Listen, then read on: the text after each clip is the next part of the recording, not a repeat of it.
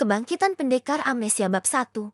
Jangan lupa like dan subscribe. Kebangkitan Pendekar Amnesia Bab pertama. Usiaku 28 tahun. Kerja sebagai manajer di hotel berbintang dengan penghasilan tahunan sekitar 200 juta. Aku ingin pasanganku berusia di bawah 30 tahun. Tinggi badan di atas 180 cm. Penghasilan minimal 1,6 miliar setahun. Punya mobil seharga 1 miliar ke atas. Dan setidaknya 3 properti di Batam. Mas kawin yang kuinginkan sebesar 1,36 miliar di acara kencan buta luar ruangan. Seorang wanita berpenampilan rata-rata memperkenalkan diri secara singkat. Jimmy Nugroho mendengarkan dengan linglung. Selain tinggi badan dan usia, dia sama sekali jauh dari semua kriteria yang disebutkan wanita itu. Setelah beberapa saat, Jimmy akhirnya tersadar dari lamunan dan berkata, "Nona, kalau kamu berniat kencan buta, kita bisa ngobrol baik-baik. Tapi, kalau kamu ingin membuat permohonan, aku bisa rekomendasikan sebuah kuil untukmu. Atau, mungkin kamu lupa minum obat hari ini. Ada apotik besar di seberang alun-alun. Sakit jiwa. Pantesan jomblo." Maki wanita itu sebelum pergi meninggalkan Jimmy dengan marah. "Memangnya kamu nggak jomblo?" Cibir Jimmy. Hanya Tuhan yang tahu orang-orang aneh macam apa yang datang ke acara kencan buta perusahaan ini. Jika Jimmy memiliki semua kriteria yang dilontarkan wanita tadi, apa dia masih perlu pergi kencan buta? Sambil menggerutu, Jimmy berjalan menghampiri tamu lain. Melihat sikap serampangan Jimmy, dua pria tua yang tidak jauh darinya bertukar pandang sambil tersenyum kecil. Meski ingatannya masih tersegel, sifat flamboyan tuan muda mereka masih tidak berubah. Tidak ada yang pernah menyangka bahwa tuan muda dari sekte bayangan yang agung, genius tak tertandingi yang pernah menundukkan banyak pendekar 5 tahun lalu, akan berakhir seperti ini. Pria tua bertubuh tinggi kurus menghela napas, lalu bertanya dengan suara rendah pada pria tua berjubah abu-abu di sampingnya. "Apa sebaiknya kita ikut campur diam-diam? Tuan muda sudah ditunangkan dengan putri keluarga Sutomo. Kalau dia benar-benar menikah dengan wanita lain, bagaimana jadinya dengan pertunangan itu? Lebih dari 5 tahun lalu, tuan besar mereka, Zainal Nugroho, kebetulan menyelamatkan nyawa kepala keluarga Sutomo yang sedang dalam perjalanan dinas. Di tengah perbincangan hangat, rencana perjodohan antara kedua cucu mereka pun ditetapkan. Zainal bahkan memberikan selembar foto Jimmy pada kepala keluarga Sutomo itu. Saat itu, Zainal sangat berhati-hati dan tidak mengungkapkan identitas aslinya. Dia hanya berkata bahwa dirinya adalah seorang petapa. Namun, tidak lama setelah pertunangan ditetapkan, sebuah kejadian tak terduga terjadi. Kala itu, Jimmy sedang berlatih di luar negeri.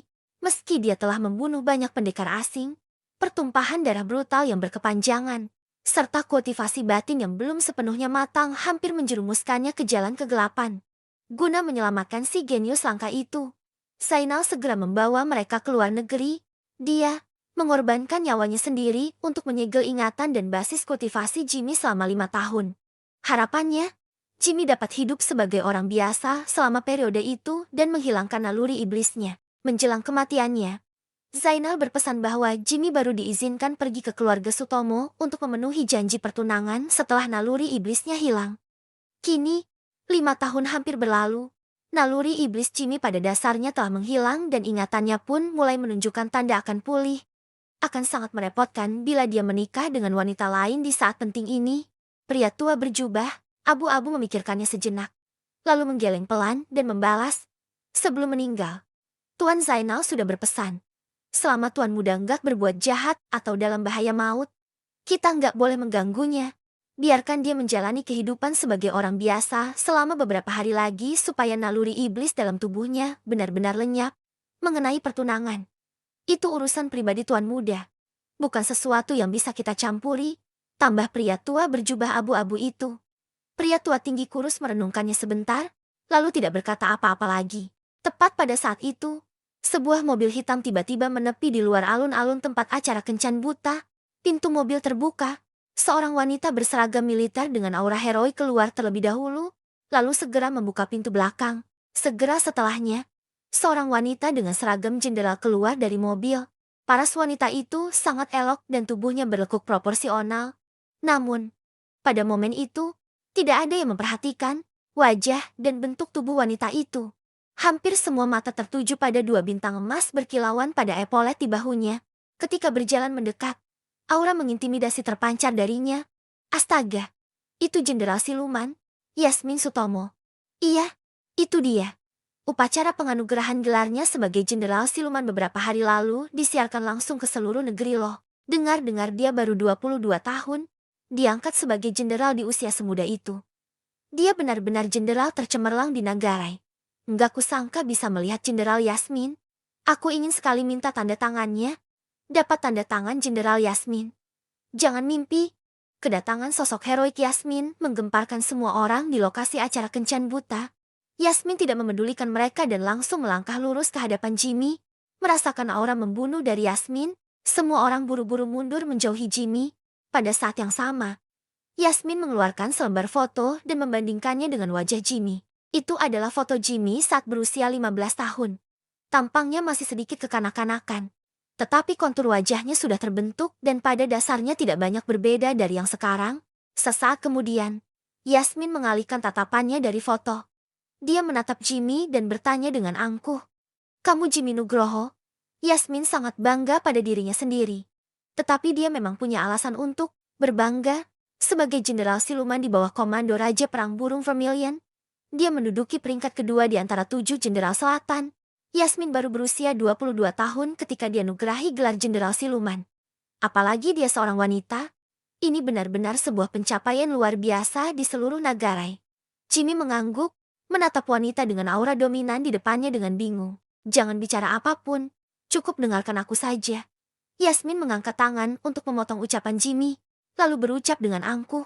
Hari ini aku datang untuk membatalkan pertunangan secara langsung. Aku adalah jenderal siluman, sedangkan kamu hanya satpam kecil di grup Sucipto. Kita berasal dari dunia yang berbeda.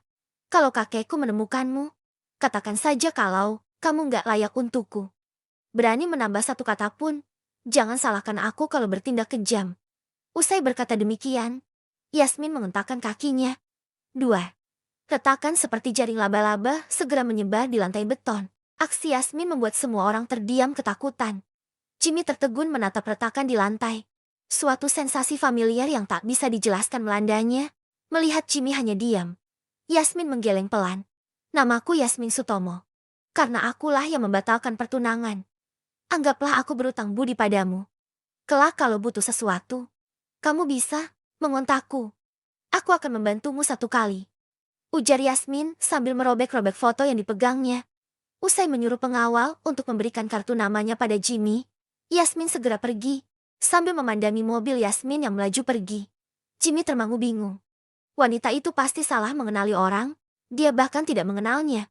Mengapa dia tiba-tiba datang membatalkan pertunangan? Selepas Yasmin pergi, orang-orang mulai mengerumuni Jimmy. Situasi mulai ricuh. Di saat Jimmy mulai pusing dengan semua keributan itu, ponselnya tiba-tiba berdering. Kepala divisi keamanan perusahaan meneleponnya. Jimmy, cepat ke rumah sakit di Loam. Direktur ingin bertemu denganmu. Aku juga akan segera menyusul.